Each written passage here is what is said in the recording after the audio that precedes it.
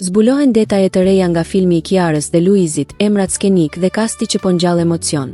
Filmi i shëmpritur Loja e fundit, me protagonist Kiara Tito dhe Luiz Eli. Pritet të vijë në kinemat shqiptare gjatë muajit shkurt, duke zgjuar gjithnjë më shumë kuriozitet dhe emocion.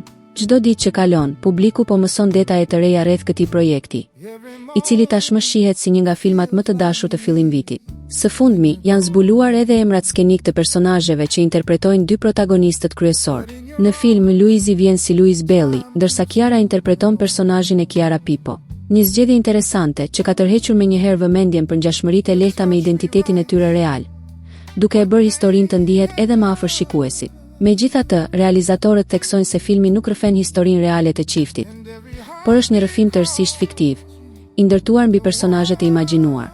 Ajo që e bën këtë histori kaq të veçantë është kimia natyrale dhe ndjeshmëria emocionale mes Kiarës dhe Luizit, e cila jep filmit një ngrohtësi dhe autenticitet që publiku e ndjen menjëherë. Përveç dy roleve kryesore, filmi sjell një kast të pasur aktorësh, ku bëjnë pjesë emra të njohur si Akil Varfi, Eglein Laknori, Besnik Çinari, Drande Gjaj dhe Zhani Ciko.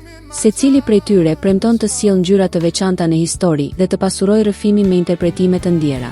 Loja e fundit vjen nga producentja dhe skenaristja Claudia Brahimaj, ndërsa regjinë mban Bjordi Mezini, një dyshe krijuese që më herët ka fituar zemrat e publikut me projekte të suksesshme si Luli Goni Lemes dhe serialin Hot. Me një histori që premton emocione, një kast të dashur dhe një çift protagonistësh që tashmë kanë fituar simpatinë e publikut, Loja e fundit pritet të jetë një film që do të flitet gjatë. Ndërkohë, mbetet vetëm të presim zbulime të tjera që do ta bëjnë këtë projekt edhe më të veçantë.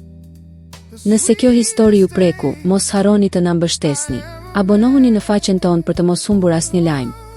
Lini një pëlqim nëse ju pëlqeu dhe shpërndajeni që ky mesazh të arrijë tek sa më shumë njerëz. Mbështetja juaj na jep forcë të vazhdojmë të sjellim për ju lajmet më të sakta dhe më të ndjera.